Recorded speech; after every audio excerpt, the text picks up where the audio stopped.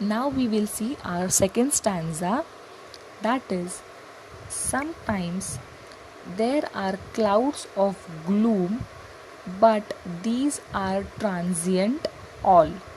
If the shower will make the roses bloom, oh, why lament its fall?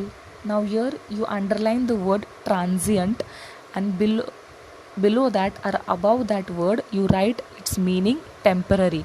Transient means temporary मतलब जो चीज़ ज़्यादा समय तक नहीं रहती है, थोड़े ही टाइम में जो चीज़ ख़त्म हो जाती है उसको हम टेम्पररी कहते हैं. परमानेंट का ऑपोजिट होता है टेम्पररी. परमानेंट जो हमेशा के लिए रहता है, टेम्पररी जो थोड़े समय के लिए रहता है. Then underline the word lament and above that writes it meaning express grief or regret. मतलब lament means दुख जताना. Express grief means दुख जताना. Then underline the word gloom and above that write its meaning sadness. Gloom मतलब sadness, दुख, sorrow, तकलीफ जिसको हम बोलते हैं. ओके, इधर क्लाउड्स ऑफ ग्लूम, तो इधर यहाँ पर ग्लूम का मीनिंग है दुख, सैडनेस, दर्द, sorrow. Okay, now let's see the explanation. Now sometimes in our life we face sadness, मतलब हम कभी कभी लाइफ में दुख आता है, हमारे लाइफ में दर्द आती है, तकलीफ़ें आती है. But this sadness and hard times are temporary as nothing is ever permanent in life.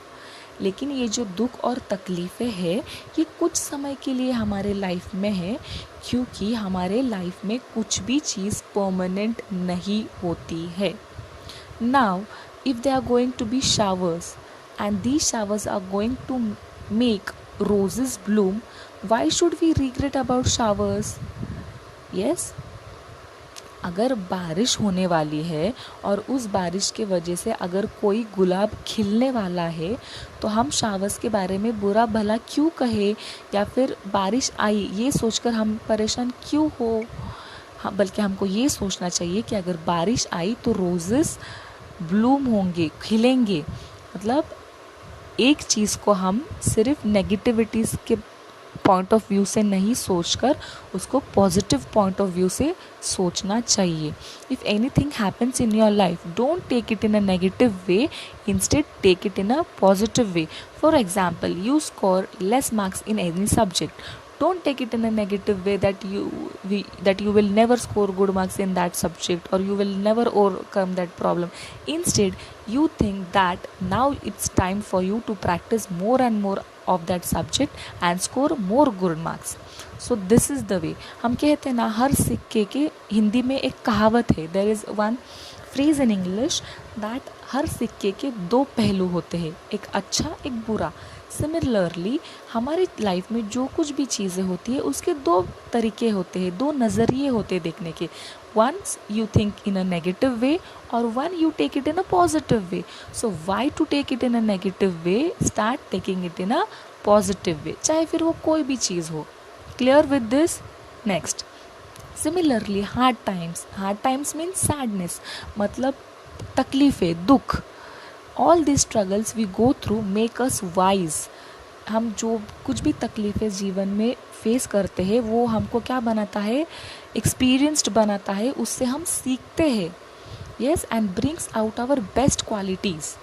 They help us to blossom, that means they help us to reach our full potential. Then why we should worry about these hard times.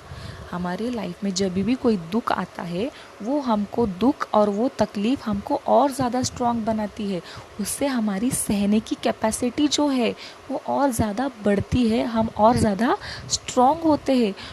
तो फिर उस बुरी चीज़ के बारे में इतना ज़्यादा क्यों सोचना. Let's ignore bad things and focus on the good and take all the bad things or the negative experience in a positive manner. This is what the poet is trying to tell us in second stanza. Clear with the first and the second stanza? So as I said, underline the word transient, lament and gloom and write their meaning above them. You can screenshot this so that in future if you want to revise the poem, you will get the explanation as well as the meaning together.